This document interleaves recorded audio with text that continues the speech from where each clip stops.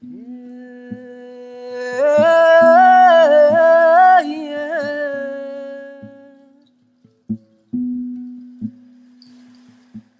yeah, yeah. Yeah, yeah, yeah. Yeah, yeah.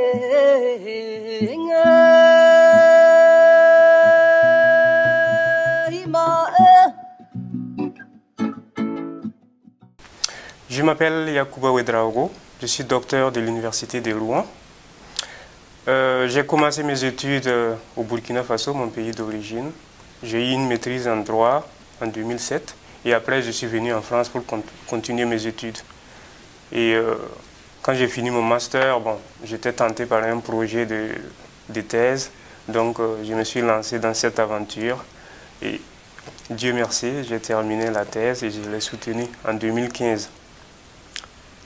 Donc, parallèlement à mes recherches, j'ai aussi assuré des enseignements à la faculté de droit.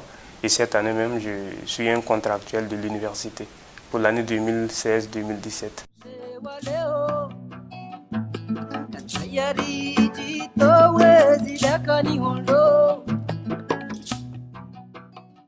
Effectivement, je travaille dans une discipline qui a la réputation d'être technique et compliquée. C'est vrai que l'intitulé de la thèse, l'influence de la démarche de performance sur le droit public financier des États membres de l'UEMOA, ça peut paraître très compliqué, mais en réalité, pour faire simple, j'étudie en fait des réformes que les États de l'UEMOA tentent de mettre en œuvre depuis la fin des années 90, et c'est une nouvelle méthode de gestion qui est apparue et qui tend à modifier les systèmes de gestion des finances publiques qui étaient en vigueur. Alors, vous savez que parmi les 8 États membres de l'UEMOA, il y a 7 États qui sont francophones. Donc, ces 7 États, après les indépendances, avaient repris le système français de gestion des finances publiques. Et c'est un système dans lequel on mettait beaucoup plus l'accent sur le respect des règles dans la gestion des finances publiques. Alors, pour prendre un exemple, le Parlement, lorsqu'il adopte le budget, doit respecter les procédures budgétaires qui sont prévues. Alors, ceux qui sont chargés aussi d'exécuter le budget, alors en finances publiques, il y a principalement 2 acteurs qu'on appelle l'ordonnateur et les comptables, et aussi doivent respecter les règles de comptabilité publique. Et après l'exécution, ceux qui sont chargés de faire le contrôle, que ce soit la juridiction des comptes, que ce soit les corps d'inspection, les corps ministériels d'inspection, notamment l'inspection générale des finances, tous ces acteurs qui sont chargés du contrôle vérifient que ceux qui exécutent le budget respectent les règles qui sont prévues. Donc, ce qui caractérisait ce système, c'est ça, c'est le fait d'être focalisé sur le respect des règles. Maintenant, alors, vous savez que l'argent se fait rare, donc on cherche à mieux le gérer. Donc il y a une nouvelle méthode de gestion qui est apparue qu'on appelle gestion axée sur les résultats, qui demande aux acteurs de ne pas seulement se focaliser sur le respect des règles, mais de chercher à atteindre des résultats quand ils exécutent le budget. Si je prends l'exemple d'un hôpital à qui on alloue de l'argent, il faut qu'il cherche dans l'utilisation de l'argent à mieux soigner les malades, par exemple à mieux lutter contre le paludisme, ou bien une école, à mieux éduquer les enfants. Donc, c'est ça le système de la gestion axé sur les résultats. Donc, en fait, ce sont l'ensemble de ces réformes que j'ai cherché à étudier à travers ma thèse.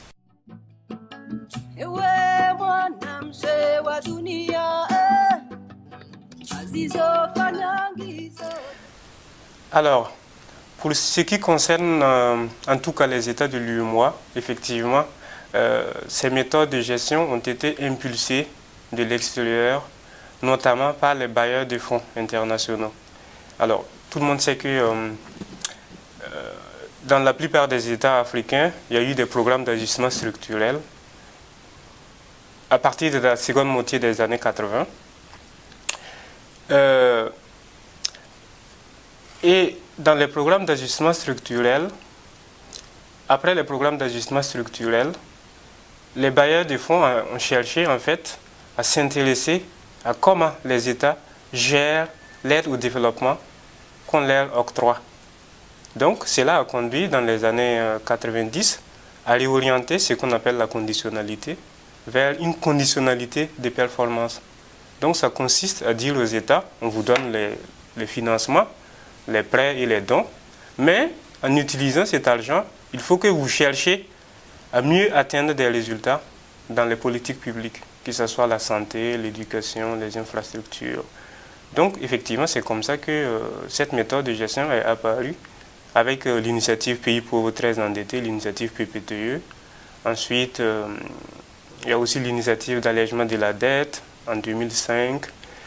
Et en 2005 aussi, il y a eu une déclaration qu'on appelle la déclaration de Paris, à travers laquelle presque tous les bailleurs de fonds sont convenus que maintenant on va exiger à ceux qui bénéficient de l'aide qu'ils gèrent mieux l'argent pour en fait s'occuper mieux des populations. Voilà, donc effectivement on peut dire que dans l'UEMOA, c'est les bailleurs de fonds en fait qui ont imposé aux États d'adopter ces méthodes de gestion. Mais bon, mais après l'UEMOA elle-même s'en est chargée puisqu'en 2009 elle a adopté des textes pour en fait formaliser des pratiques qui étaient jusqu'alors imposées par les organisations internationales.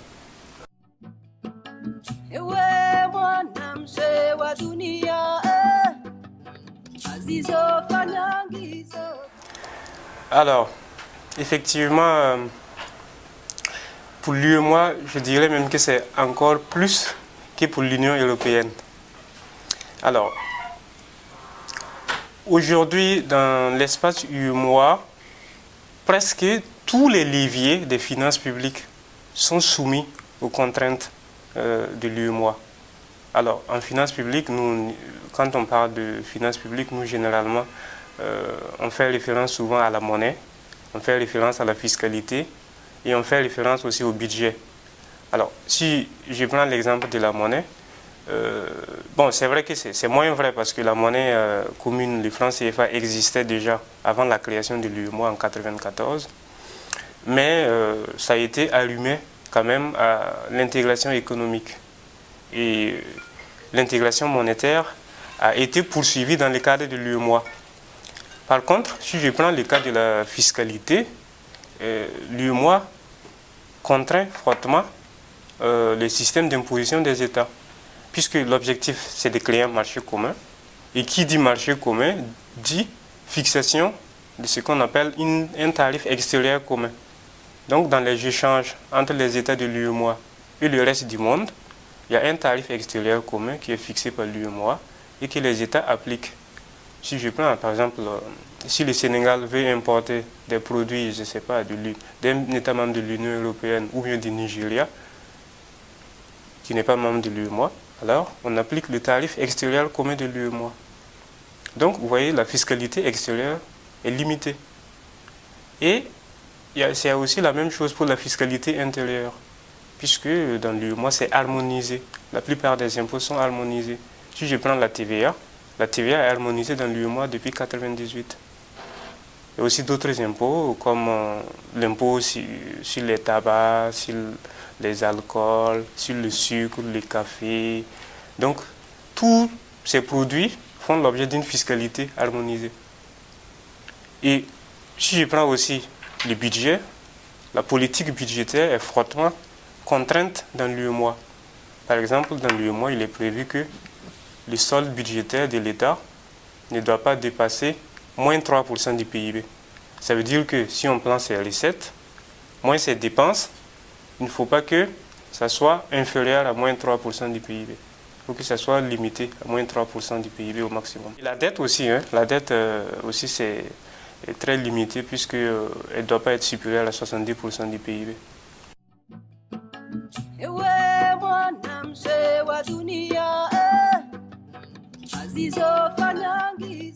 Sur le franc CFA, je dirais que apprécier cette monnaie, c'est un peu comme apprécier en fait la colonisation en fait, puisque pour moi cette monnaie c'est un peu le symbole des relations que la France entretient toujours avec ses anciennes colonies africaines. Mais moi, j'aimerais beaucoup plus apprécier les francs CFA par rapport à la réalité concrète. Au-delà de tous ceux qui défendent ou bien de tous ceux qui les critiquent, moi j'aimerais bien qu'on l'apprécie au regard de la réalité concrète. Si on prend les francs CFA aujourd'hui, concrètement, le rôle d'une monnaie c'est quoi? C'est de soutenir l'économie. Or, si on regarde le cas du franc CFA, on voit que nous n'avons pas la possibilité, à travers les francs CFA, de soutenir l'économie.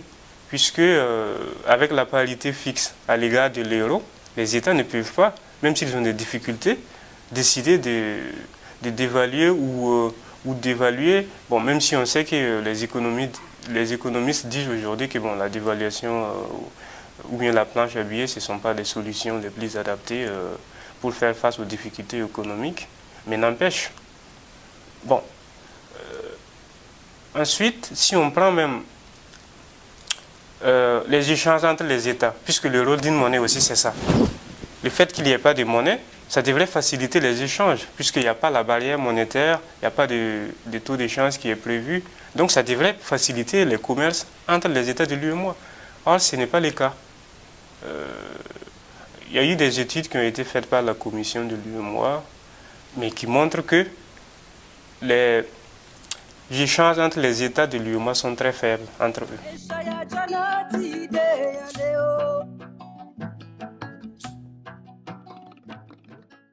Je pense que sur cette question,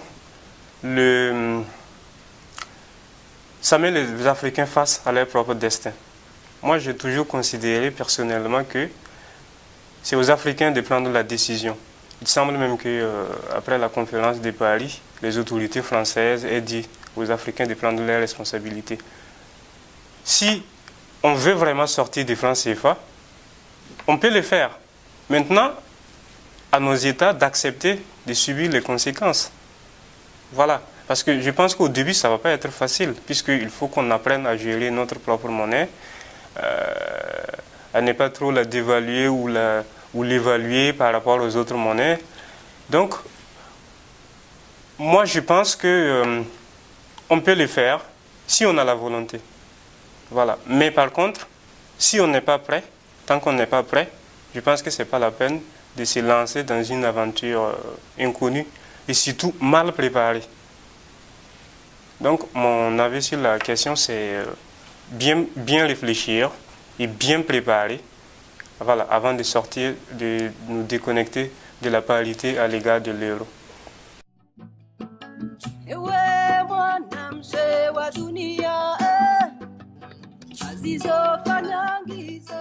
En principe, le Parlement est l'organe qui est chargé de définir les règles de gestion des finances publiques et aussi d'adopter le budget, puisque même dans la définition, le Parlement, c'est l'organe qui consent l'impôt et c'est l'organe qui vote la loi. Donc, il devait jouer un rôle important dans le processus budgétaire. Mais il se trouve que chez nous, effectivement, les parlements en général ont un rôle très limité. Et cela est dû à plusieurs facteurs. Il y a d'abord le fait qu'en Afrique, l'organe exécutif, c'est celui qui est souvent le plus prééminent. Le président de la République. Donc cela réduit considérablement le pouvoir du Parlement. Il y a aussi les bailleurs de fonds qui interviennent. Alors, pour la simple anecdote, un jour, je lisais un papier et il y a un notaire qui disait que presque dans nos États, presque le pouvoir financier est confisqué par les bailleurs de fonds internationaux. Et souvent, il est beaucoup même plus difficile pour le gouvernement d'obtenir les financements nécessaires pour préparer le budget que d'obtenir le vote du Parlement. Donc, vous voyez, ça, c'est vraiment symptomatique du fait que le Parlement ne joue pas un grand rôle en matière budgétaire.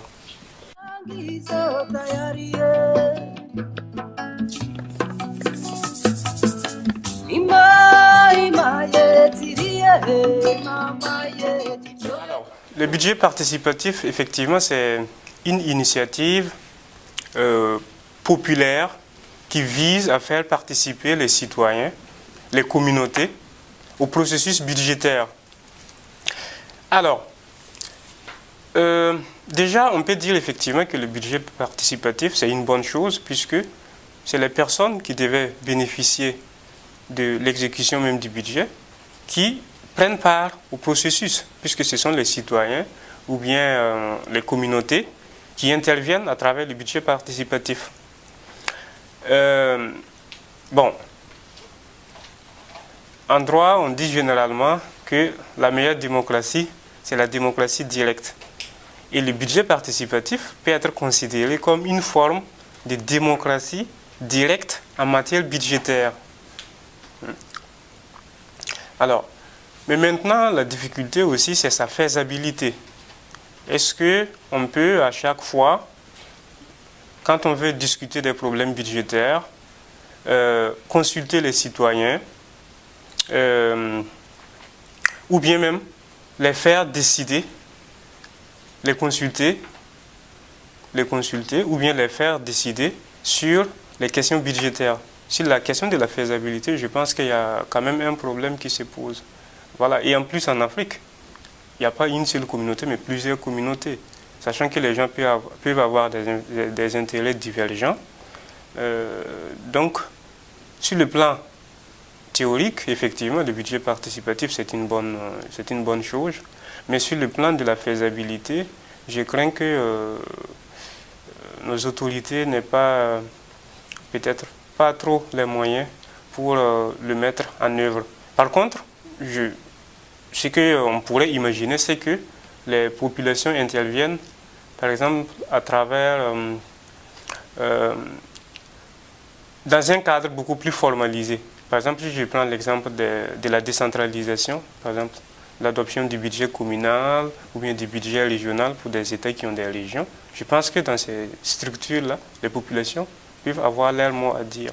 Mais pour le budget de l'État, je pense que ça peut être un peu plus compliqué.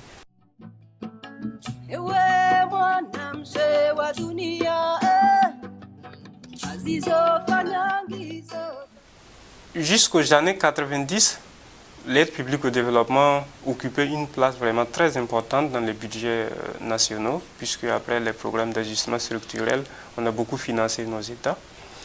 Mais depuis l'allègement de la dette, notamment l'initiative PPTE et l'initiative d'allègement de la dette multilatérale, la proportion de l'aide au développement a un peu diminué. Donc actuellement, c'est en dessous d'un quart du budget national pour la plupart des États. Si je prends par exemple le cas du Mali, ça doit être autour de 20%, voire un peu moins de 20%.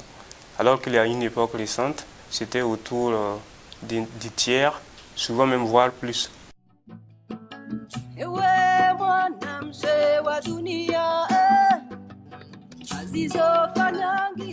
Alors, l'initiative PPTE, qui signifie Pays pauvres très endettés, c'est une initiative que le G8 ou le G7 encore, ça évolue, avait lancé à l'époque pour en fait réduire la dette des pays très endettés, d'où le terme initiative Pays pauvres très endettés. Donc nos États étaient tellement endettés que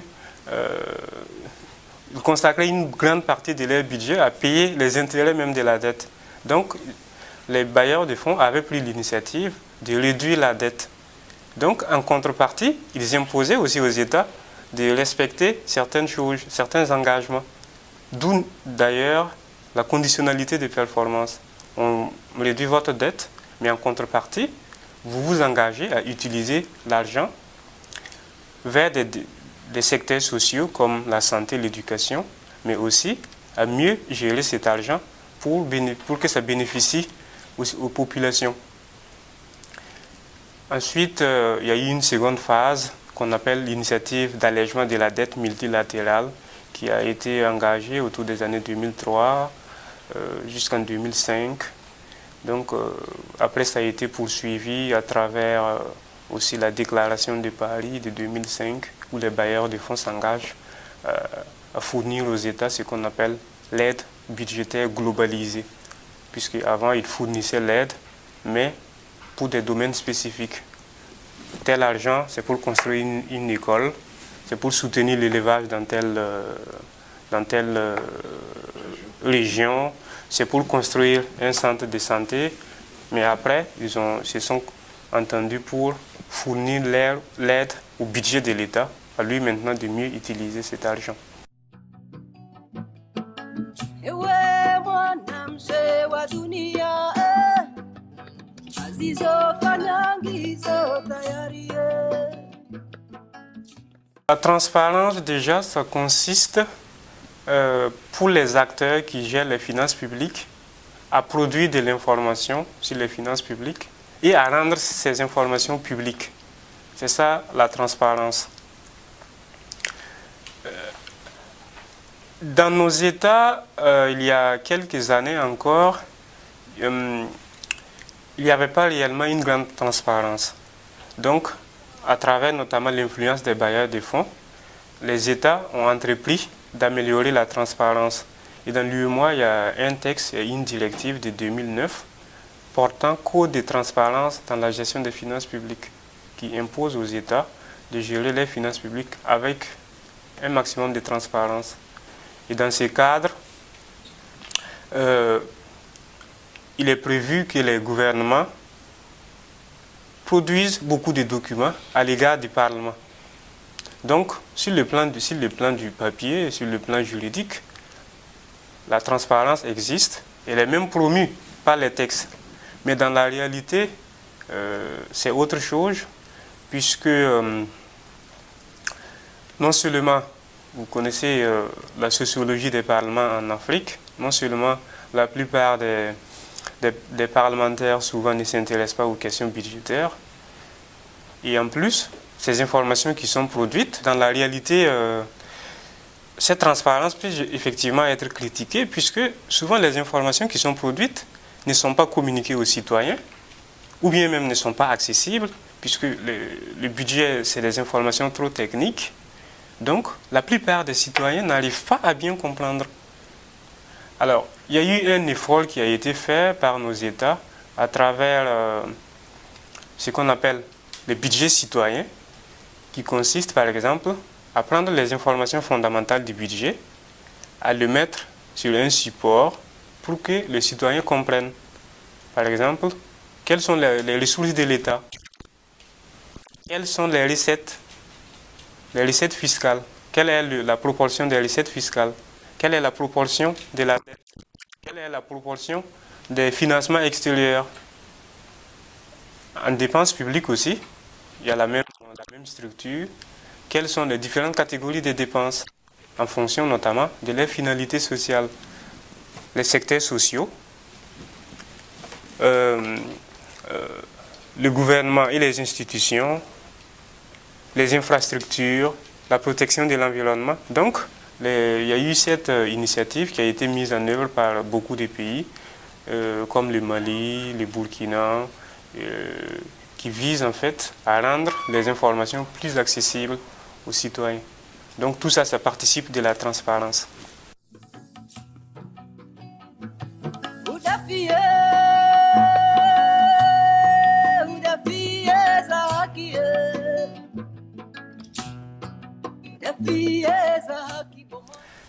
Alors, c'est une très bonne question parce que, en fait, les finances publiques entretiennent vraiment une relation complexe, souvent même paradoxale, effectivement, avec les institutions. Puisque dans l'histoire, il y a eu des moments où l'État peut être en crise sur le plan politique. Par contre, sur le plan, il gère mieux ses finances. Vous voyez comment c'est paradoxal. Par exemple, en France, il y a un régime qu'on appelait la Restauration, 1814-1830, sous lesquels les institutions étaient instables. Par contre, c'est la période pendant laquelle la plupart des règles de gestion des finances publiques que nous connaissons dans nos États ont été élaborées. Si je prends le principe de l'annualité, qui veut que le Parlement vote le budget chaque année, le principe de la spécialité, qui veut que quand on va voter le budget, il faut qu'on précise c'est à quoi ça va servir. Le principe de l'unité qui veut que le budget soit présenté dans un seul document, tous ces principes sont nés à cette période. Alors qu'en France, il y avait à l'époque une instabilité. Donc vous voyez qu'il y a déjà un paradoxe. Par contre, les finances publiques peuvent aussi être un moyen de renforcer les institutions de l'État. Un État dont les finances sont bonnes peut aussi avoir des institutions qui sont stables. Si je prends l'exemple d'un État comme le Botswana en Afrique, c'est l'un des pays où il y a une certaine stabilité politique, mais c'est aussi parce que, en partie, le Botswana a des ressources. Alors, par contre, l'exemple du Nigeria que vous citez, effectivement, ça montre cette relation paradoxale aussi entre un État qui est censé avoir des ressources, même si actuellement, avec la baisse du coût du pétrole, il y a des difficultés financières. Mais par contre, sur le plan institutionnel, sur le plan politique, les institutions sont plus ou moins malmenées. Il y a aussi d'autres pays, comme l'Angola, voilà, justement l'Angola, qui subit de plein fouet aussi la baisse du pétrole, et même le Burundi aussi.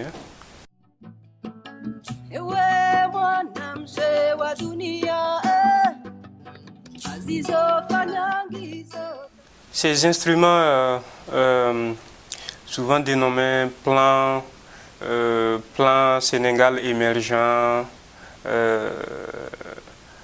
plan national de développement économique et social, ce sont des instruments, à l'époque actuelle, effectivement, qu'on tente d'associer au budget. Alors, ce qu'on doit remarquer, c'est que avant, dans nos États, les États élaboraient ce qu'on appelait les plans nationaux de développement. Vous avez certainement entendu parler de plans quinquennal, dans quel domaine comme l'éducation, la santé, plans quinquennal, souvent même des plans décennaux, 10 ans. Mais à l'époque, ces plans n'avaient pas réellement une traduction en matière budgétaire. Ça veut dire que c'est comme des intentions politiques, mais ce n'était pas connecté avec le budget.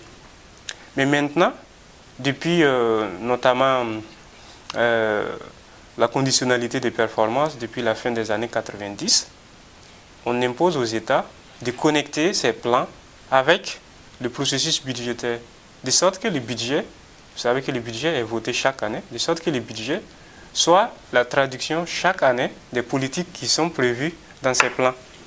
Donc, effectivement, il y a une tentative de connexion et même de formalisation de ces plans, puisqu'on veut, la tendance maintenant, c'est de leur donner un plein effet sur le plan financier.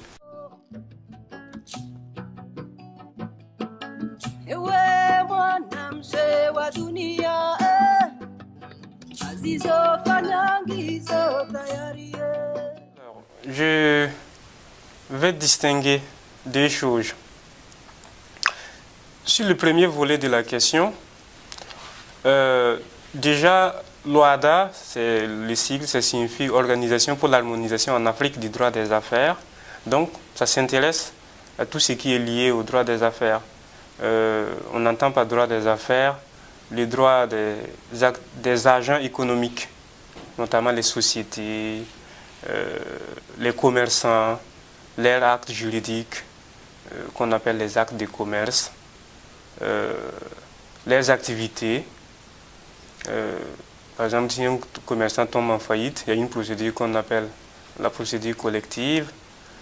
Il y a des garanties pour exercer des activités qu'on appelle souvent des sûretés. Donc, l'OHADA s'intéresse à ça.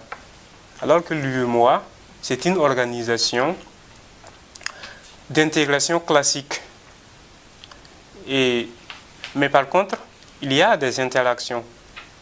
Déjà sur le plan géographique, les États membres de l'UEMOA, qui sont au nombre de 8, sont tous membres de l'OHADA. L'OHADA regroupe 17 États, et parmi les 17, il y a par exemple tous les États membres de l'UEMOA, en plus d'autres États qui sont de l'Afrique centrale, souvent même du sud du continent, puisque il y a les Comores qui font partie de l'OHADA. Et l'une des difficultés aussi qui est posée par l'existence de l'OHADA et de l'UEMOA, il y a aussi sur le plan juridique, puisque souvent, même si l'OHADA est spécialisé dans le droit des affaires, il y a souvent des interactions juridiques. Je prends un exemple, c'est la comptabilité. En matière de comptabilité, il y a deux systèmes comptables. Il y a ce qu'on appelle les SISCOADA, le système comptable de l'OHADA, et il y a les SISCOA, le système comptable ouest-africain qui s'applique aux entreprises qui sont en principe domiciliées dans l'UEMOA. Donc, imaginez une société qui a son siège dans un État membre de l'UEMOA. Quel système comptable il va appliquer? Sachant que les États membres de l'UEMOA sont en même temps membres de l'OHADA. Donc, il y a des interactions. Bon, il y a d'autres interactions, notamment en matière de finances publiques. Bon, dans l'OHADA, il y a un acte uniforme qu'on appelle saisie et voie d'exécution, qui prévoit, par exemple, qu'on peut saisir les biens d'une personne publique. Alors que, en principe, les biens d'une personne publique, l'État ou bien une entreprise publique sont insaisissables dans l'UEMOA. Donc vous voyez que s'il y a des difficultés. La deuxième partie de la question, c'est un peu difficile à apprécier parce que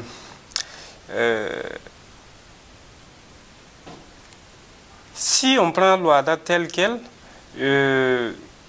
concrètement je pense que c'est une bonne chose, c'est une avancée pour nos États. Mais certainement on ne peut pas exclure l'idée aussi de cette volonté de sécuriser les investissements. Pour que des entrepreneurs français ou bien étrangers viennent s'installer. Alors, à la naissance même de l'OHADA, la volonté première, il y a vraiment l'idée qui était martelée, c'était sécuriser les droits des affaires, sécuriser les droits des affaires. Bon, nos États aussi ont intérêt à cela, puisque nous avons besoin des capitaux. Donc, pour attirer les capitaux, il faut que l'environnement des affaires soit juridiquement propre pour que celui qui vient investir ne se dise pas, bon, je risque d'être exproprié ou bien je risque de subir une injustice. Donc, nos États aussi ont intérêt à cela. Mais quant à l'idée de sécuriser pour que les entreprises françaises viennent investir, je n'ai pas de données concrètes pour l'apprécier. Voilà, même si je ne l'exclus pas, je ne peux pas l'affirmer.